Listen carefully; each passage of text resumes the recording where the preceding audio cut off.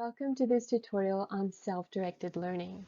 Today we're going to look at what is self-directed learning and how do we make the most of it. We're going to talk about how you can drive your own development with self-directed learning.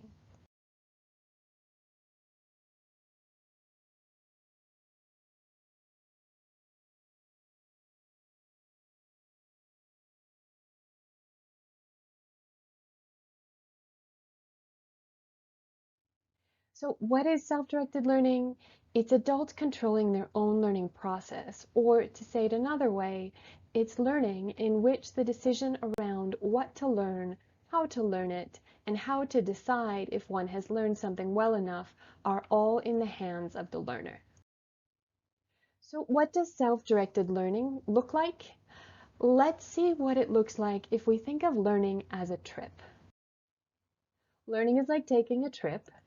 So you're going from here, what you know now, to there, the learning destination, or what you need or want to know.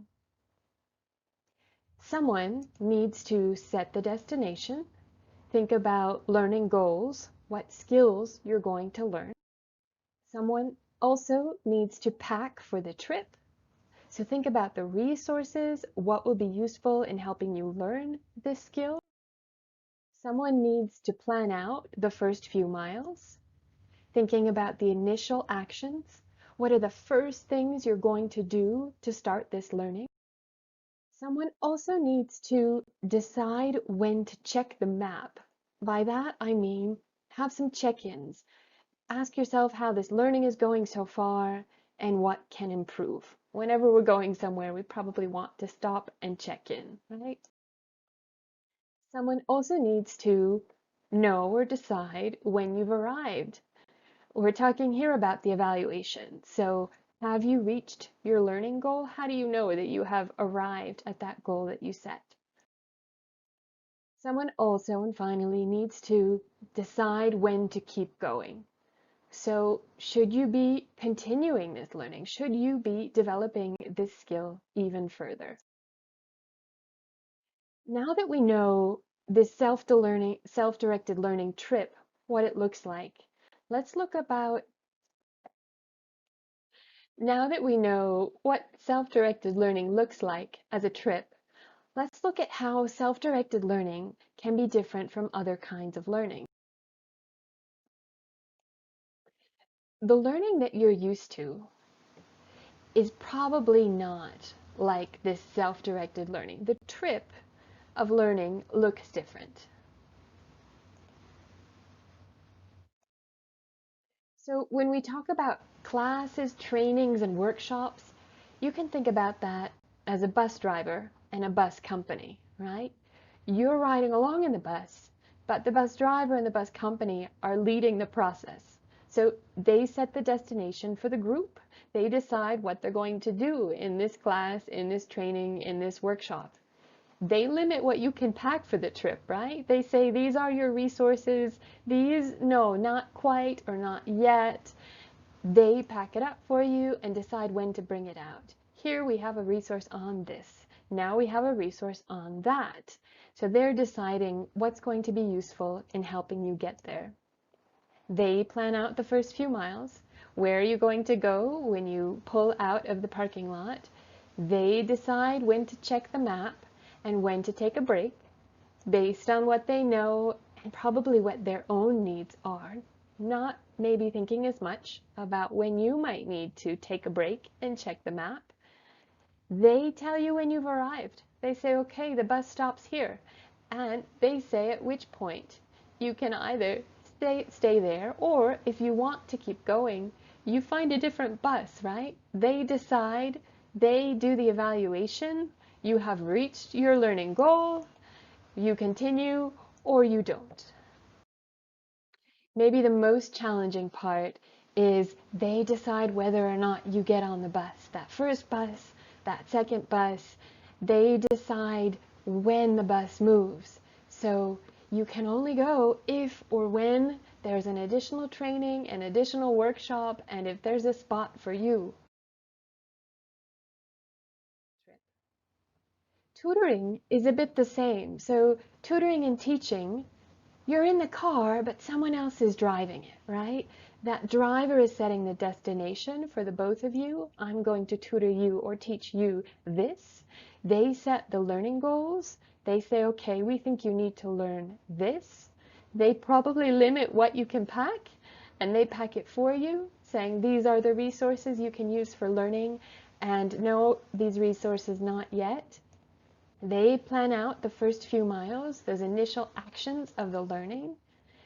They decide when to check the map, or maybe they decide when to ask you to check the map. So these check-ins on how your learning is going, they are in charge of starting that process. And they tell you when you've arrived. And so you're there, you're left to figure out what to do now that you're there. Sometimes it's the end of a tutoring engagement, the end of a class. They decide when to keep going.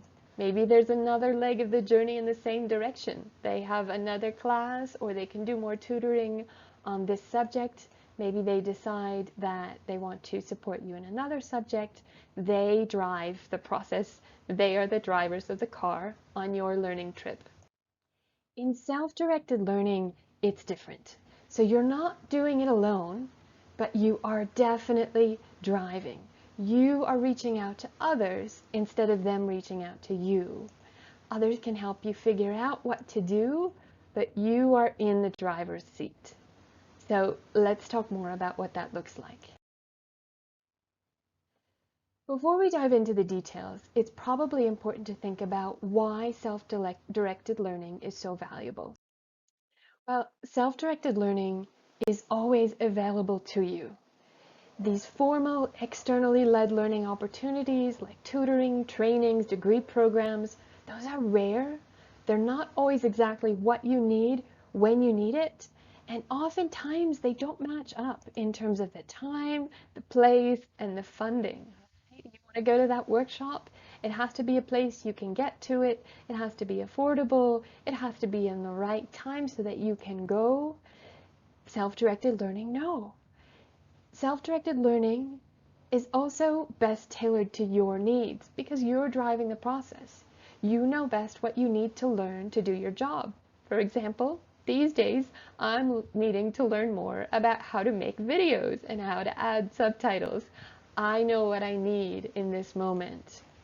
Self-directed learning is also integrated with your work. You can't always stop working to learn and then stop learning to work.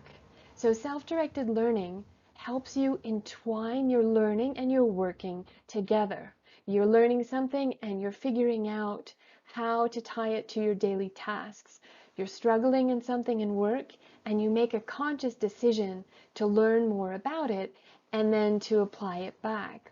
All of the learning that you do is more specifically relevant to what you do. So there's going to be more of a chance to both learn it and to apply it immediately as you continue working. Self-directed learning is also flexible, agile, and immediate. So it's what you need to learn for your work. And that will change routinely.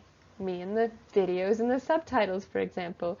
So being able to identify what you need to learn and then drive your learning toward that goal will mean that your skills are agile. You will be learning what you need when you need it, and we need to recognize that that changes quite often.